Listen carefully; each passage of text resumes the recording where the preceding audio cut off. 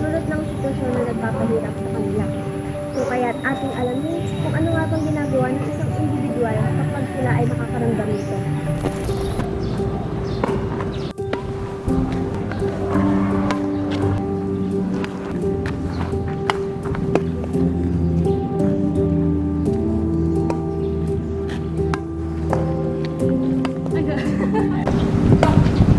Hindi lang sport ng badminton, kundi para sa iba, ito ay stress reliever nila dahil nakakapanalan natin yun.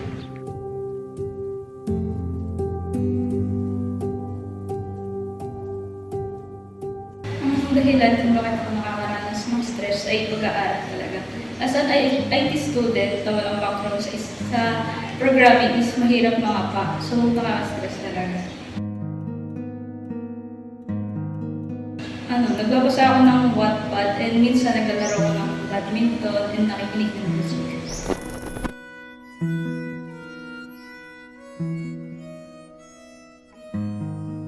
Ang masasabi ko bilang isang estudyante, parang pagkuha ko ng stress ay tungkol talaga sa academics. Parang minsan nahihirapan ako yung pagsabay ng time management, nahihirapan din ako sa time ng pamilya ko. Kaya minsan nakaka-pressure kapag makukuha ko yung mga pagkuha ng stress ko sa mga academics. Like bilang isang college student, mahirap talaga yung sabay ng time management sa buhay ko ngayon at sa family business. Oras na yun. Karamihan, ang ginagawa ko kapag stress ako ay doing what I love. Kagaya ng mga hobbies ko, like drawing, likes, playing sports, and listening to music. Parang more on sa drawing. Kasi parang kapag sa drawing ako, doon ako pinopokus yung peace of mind ko. Kasi parang lahat ng pressure ko nawawala doon kapag sinusulat ko talaga yung lahat ng nararamdaman ko sa bilang isang artist at bilang isang din, storyteller din sa ganun. At more on music din, kapag gusto ko pakinggan yung mga music na sa akin kung pababa ng pressure at dun sa pamamagitan na yun, mawawala ang aking mga mabibigat na nararamdaman ko.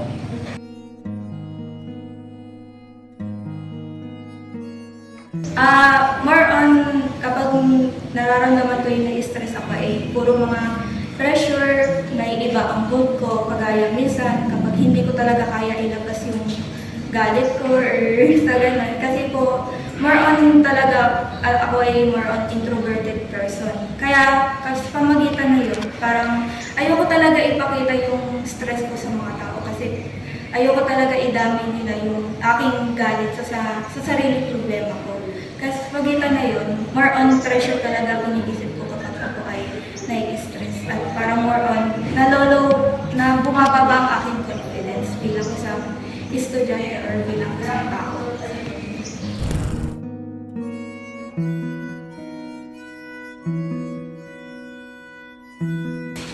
For me personally is una sa trabaho. Araw-araw din kasi ako nagtatrabaho, din sasabi ko pa yung sa pag-aaral ko, which is stressing sa akin.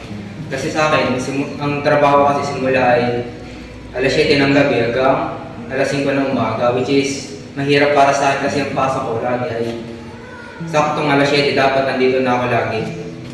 Kaya mahirap sa akin i-manage yung time since kasabay pa kasi noon.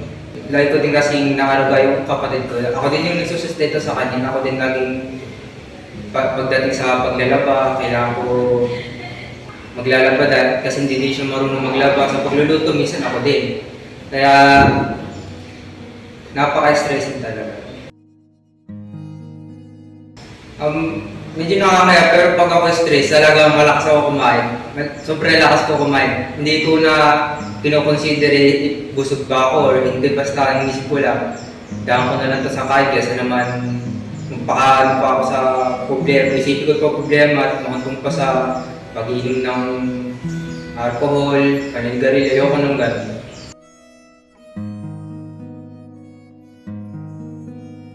Pag stress ako napapansin ko na pag yung buong katawan ko minsan nanginginig. Pag nagtatyping ako, minsan hindi ko na makontrol yung typing ko, nanginginig na lang ako. Doon na yung time na nararamdaman ko na hindi ko na talaga, naisis na lang talaga, naisis na yung buong katawan ko. Bumibigay na kailangan pa yun.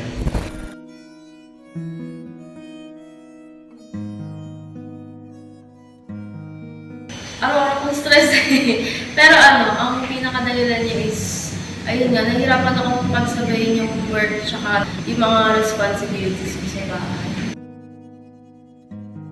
Para makaiwas sa stress, nakikinig ako sa music or madalas nagko-crochet ako. Kasi, syempre, pag nagko-crochet ako, ang iniisip ko lang is bilang-bilang lang ng mga rows, gano'n.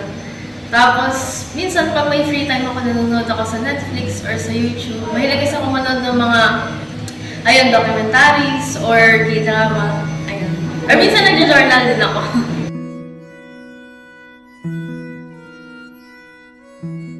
Kapag nai-stress kasi ako, minsan, hindi ko siya ma-describe ng Basta pag na-stress ako,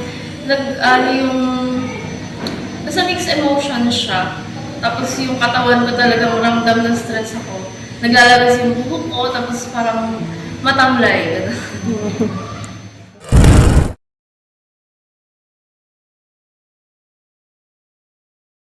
At ngayon, ating natunghayan ang iba't ibang mukha, paraan at nararamdaman ng isang individual upang malampasan ang stress. Hindi lang ito isang paalala, kundi isang aral na dapat natin ikonsidera sa bawat isa.